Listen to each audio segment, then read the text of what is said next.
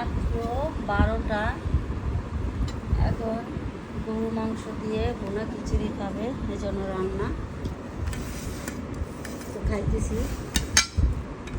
কে কে খাবে আমাদের বাড়িতে চলে আসো।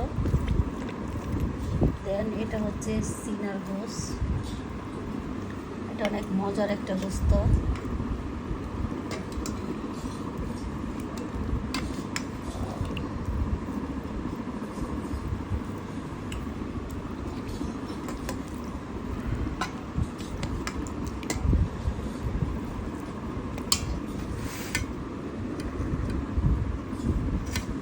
এটা হইল লেবু,